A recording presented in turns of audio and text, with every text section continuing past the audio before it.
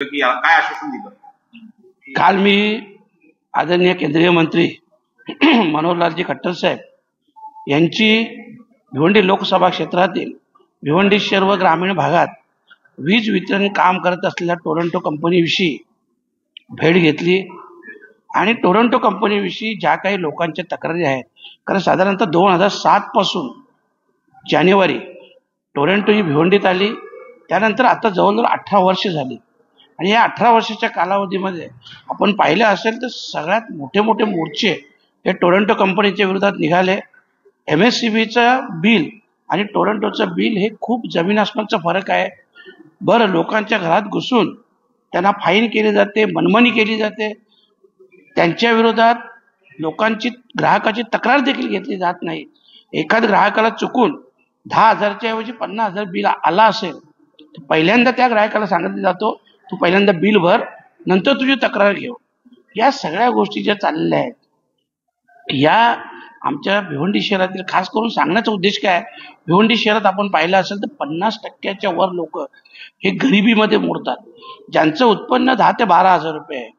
मध्यमवर्गीय आणि श्रीमंत अशी श्रीमंत लोक 1 ते 2% असतील, परंतु 10 ते 12,000 ज्या लोकांचा पगार असेल त्या लोकांना 2 ते 3,000 बिल आलं, तर त्यांनी त्यांच्या मुलांचं शिक्षण कसं करायचं, घराचं संगोपन कसं करायचं, ह्या सगळ्या गोष्टी आपण पाहिल्या।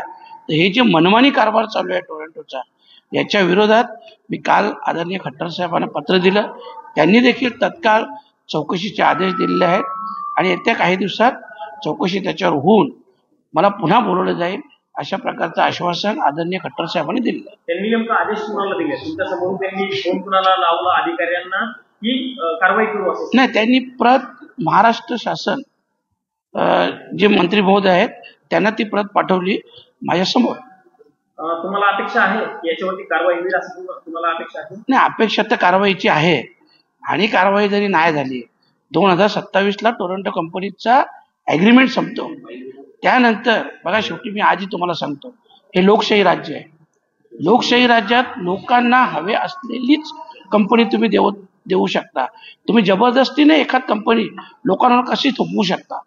आणि एवढे आंदोलन झाल्यानंतर सुद्धा याच्या पर्यायी पण काय देत नाही, तर हे जे चाललंय हे चुकीचं आहे आणि त्याच्यामुळं ठीक आहे, शासनाकडून माझी अपेक्षा आहे आणि खट्टर साहेबांचा जो प्रतिसाद पाहिला, मला विश्वास आहे की त्यांच्याकडून योग्य ती कार्यवाही होईल। तुम्ही म्हणताय खट्टर साहेबांचा तुम्हाला प्रतिसाद मिळाला, पण जर समजा सरकारने सांगू नाही, कारण तुम्ही इतके वर्ष झालं आंदोलन करताय पण होत नाहीये, जर समजा त्यांनी काही निर्णय घेतला नाही किंवा सरकारतर्फे याचा मार्ग निघाला नाही, तर लोकांना सोबत घेऊन तुम्ही काय आंदोलन किंवा वेगळी दिशा? मी तुम्हाला सांगितलं ना, मग त्यांनी जर मार्ग निवडला नाही किंवा निर्णय घेतला नाही तर हे लोकशाही राज्य आहे ना। आम्हाला जे काय पाहिजे असेल, आम्हाला जर MSCB पाहिजे असेल, टाटाची पॉवर पाहिजे असेल, तर आम्हाला काय मिळू नये? सरकार म्हणजे काय? सर्वसामान्य माणूस म्हणजे सरकार आहे ना। सर्वसामान्य माणूसच सरकार बनवतं ना। आणि अशा परिस्थितीत तुम्ही जर एखाद कंपनी जबरदस्ती थोपवत असाल तर ते आम्ही सहन करणार नाही। याच्या पुढचा जो विषय आहे तो लक्षात येईल सरकारचे, परंतु विश्वास आहे का याच्यातून मार्ग निघेल।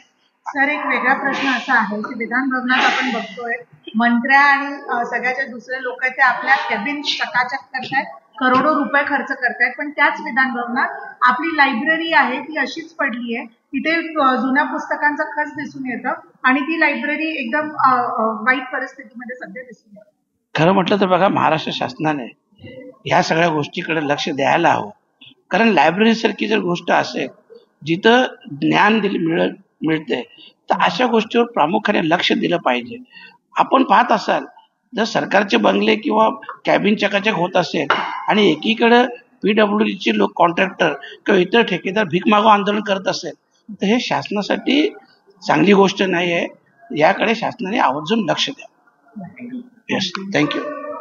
हे पत्र पुन्हा मी आज बोंबील